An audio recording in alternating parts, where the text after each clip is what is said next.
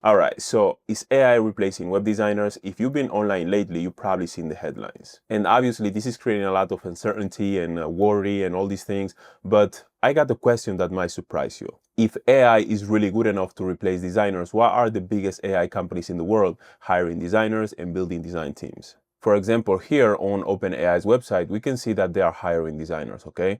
We have like brand designers, product designers, like let's check this one. Product designer for ChatGPT. And then we can see the role here. You will collaborate closely with a small team of product designers and cross-functional partners to craft product experiences of today and tomorrow, okay? And the salary is between 245K to 310K, okay? And they also offer equity. And if we go back, we also have a brand designer, okay? And here, 190K to 240K plus equity, okay? And now if we head over to Anthropic, the company that owns Claude, we can see that they are hiring also, a product designer and also a brand designer, okay? Let's click on apply. Let's see. They are paying between 260K and 305K. Now, you probably noticed that we saw product designers and also brand designers and not web designers. And some of you might think, you see, they are not hiring web designers anymore. But here's the reality. Product design and web design have a lot of overlap, but they have different titles for different contexts. Big companies call it product design because they are building apps, platforms, and systems. But the skill of understanding users, solving problems, creating visually appealing interfaces, and all these things, that's basically what us web designers do every day. But for example, when a smaller company is looking for somebody to design their website, they are not looking for a product designer or a UX UI designer. They are looking for a web designer. They probably don't even know what a UX UI or a product designer is. I also want to mention that brand design and web design have a lot of overlap as well. And I always recommend web designers to learn brand design. It's an amazing skill to have. The fact is, the web design market continues to grow, okay? Now, web designers do way more than just like push pixels. So if you want to be successful, you have to be good at it. Average is not good enough anymore. The point in this video is not about comparing the different titles and all these things. It's more so for you to understand that companies are still hiring humans to do design work. It's not going away. If these companies like OpenAI and Anthropic and all these in Microsoft, if they have the most powerful AI technologies in the world, why they just don't use AI to do all the design work already? They are literally spending millions hiring humans to do design work. And this is not only about OpenAI and Anthropic, okay? For example, Meta, Microsoft, Google, they are all hiring humans to do design. Think about it. You have to understand that designing is not just about making things look pretty. It's about understanding people, understanding business goals, and understanding context. And obviously, AI can generate layouts, can write code, can even suggest colors. But can they sit down with a client and figure out exactly what they need? Can they have humanly rich conversations about stories, about preferences, about culture, about complex topics, about emotion? Obviously, I know that some AI tools can do this on a shallow level, but can AI do it on a deep human level?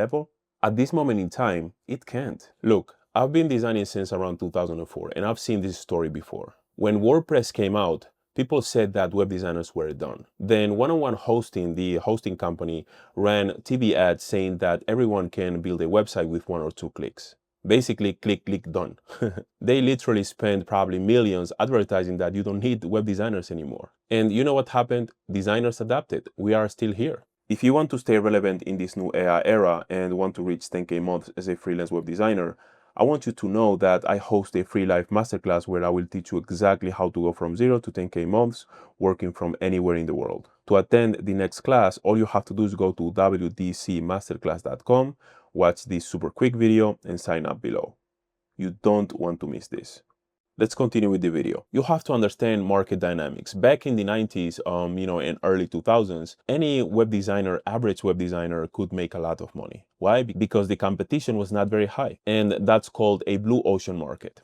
But then the market evolved and then it turned into a red ocean market. Why? Because when tools like WordPress, Wix, and all these builders became popular, a lot of competition emerged. So if you wanted to make it in this market, you had to be really good. And the thing is, like, you have to keep in mind that companies that hire designers, on a high level, they basically don't care about all these builders and all these AI tools and stuff like that. They care about finding someone that can do an excellent job. And what happened here, which is exactly what's happening now, while everybody's worried and then trying to lower their prices and try to, it's basically a race to the bottom, right? So while this happened, Some smart designers, what they did was basically target those high quality clients while offering design on a high level. And basically what's happening now is that successful designers are building their own blue ocean pool inside of a red ocean market. Let me go back. So a blue ocean is basically a market with low competition, okay?